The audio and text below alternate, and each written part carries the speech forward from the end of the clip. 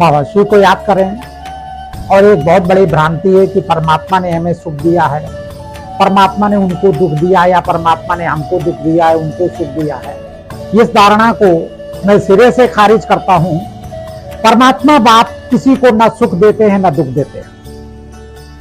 फिर जो जैसा पुरुषार्थ करते हैं, कर्म करते हैं, जितना भगवान की मत पर चलते हैं उतना वो सुख पाते हैं, जितना अपनी मत पर चलते हैं, परमत पर चलते हैं, उतना दुख पाते हैं। लौकिक बाप से बच्चे हिस्सा बटा लेते हैं, बराबर का हिस्सा बटा लेते हैं, लेकिन परमात्मा कभी भी हिस्सा बांटता नहीं है। परमात्मा ने अपनी सभी शक्तियां, गुण और व्यवस्थाएं पूरी तरह से संसार जगत में खोल के रखी हैं, समझ दे दी है।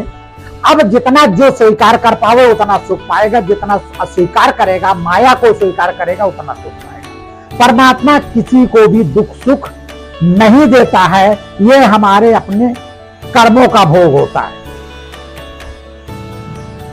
भगवान इस संसार जगत में सुख और दुख का बंटवारा नहीं करता है, सुख दुख का रास्ता बताता है कि तुम जितना मेरी मत पर चलोगे सुख पाओगे, अपने मत पर चलोगे, दूसरे की मत पर चलोगे, माया की मत पर चलोगे, दुख पाओगे। इसमें हमारा कोई भी दोष नहीं है। और ये भी ध्यान रखने की जरूरत है, जितने भी देवी देवताओं के चित्र हैं हमारे संसार जगत में, ये सब सतयुग दुनिया के देवी देवताओं की निशानियां हैं। वास्तव में ये असली चित्र नहीं है, देवी देवताओं की निशानियां हैं। जो सतयुग दुनिया में देवी देवता चैतन्य में थे, वो आज मूर्तियों में उनके गुणों के आधार पर विस्तृत रूप से सुंदर बनाया गया। और अभी जन्माष्टमी आ रही है, जन्माष्टमी के विषय में कृष्ण का जन्म जेल में हुआ है। कोई बंधक बनाने वाली जेल नहीं थी। इस कलयुग रूपी संसार में माया रूपी जेल में ही कृष्ण रूपी एक बच्चे का जन्म होता है, उसको कहते हैं जेल में जन्म हुआ। कोई बंदी नहीं थे, उनके माता पिता इस संसार में सभी अपने पांचों विकारों में बंदी हैं, और उसी संसार जगत में सब जेल में फंसे हैं और सब दुखी हैं, हैरान हैं, परेशान। इसी संसार जगत में जब कृष्ण का जन्म हुआ तो कह दिया गया जेल में जन्म हुआ है। और इस संसार में अगर सही जिंदगी जीना है तो एक रिश्तेदार बनकर रहो, एक गेस्ट बनकर रहो। पुराने स्वभाव और संस्कारों को छोड़ें जिनसे हमें दुख और अशांति प्राप्त होती है।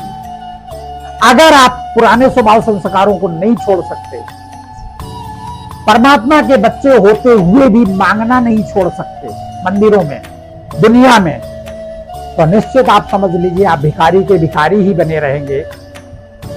परमात्मा से या भगवान से मांगोगे तो कितना मांगोगे? एक मकान मांगोगे, 2 मकान मांगोगे, 1 करोड़ मांगोगे, 10 करोड़ मांगोगे? देने वाला अपनी सामर्थ्य के अनुसार देता है। परमात्मा की सामर्थ्य क्या है आप स्वयं समझ सकते हैं। आप उससे क्या मांगेंगे? वो उतना दे देगा जिसमें तुम भरपूर हो जाओगे। इसलिए मांगने से मरना भला। इस चीज को सदैव याद रखने।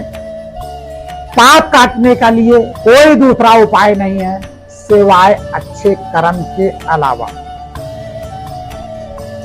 सब जानते हैं कि आत्मा एक शरीर से में आती है और वो शरीर छोड़ के दूसरे शरीर में चली जाती है। जब आत्मा का आना जाना है तो उसके साथ हमारे पापों का भी आत्मा के साथ आना जाना है, पुण्य का भी आना जाना है।